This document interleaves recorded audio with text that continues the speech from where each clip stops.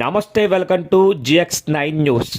Kovvur Avanti foundation ద్వారా ఈ నెల 1, 2, 3 తేదీలలో నిర్వహించిన 69th SGF ఆంధ్రప్రదేశ్ అండర్-17 వాలీబాల్ బాలబాలికల పోటీలలో గెలుపొంది జాతీయ స్థాయికి 12 మంది క్రీడాకారులు ఎంపిక మంచి పరిణామమని sports authority director Kovvasu Jagadeeswari తెలిపారు.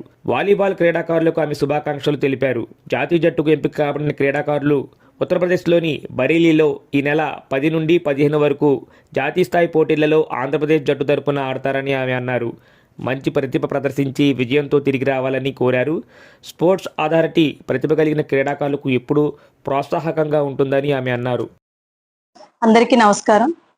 శ్రీ అవంతి ఫౌండేషన్స్ వారు Shri Alluri Venkateswara memorial 69th Andhra Pradesh inter district volleyball championship ఈ నెల 1 నుండి 3వ తారీఖు వరకు అండర్-17 boys and girls volleyball games నిర్వహించబడింది కొవ్వూరులో.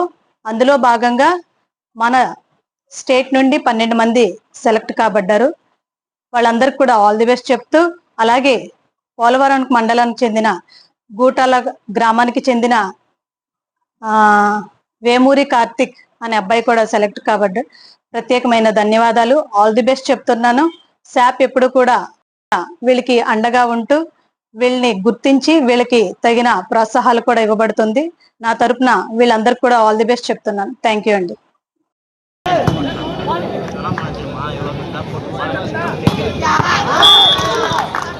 Oh!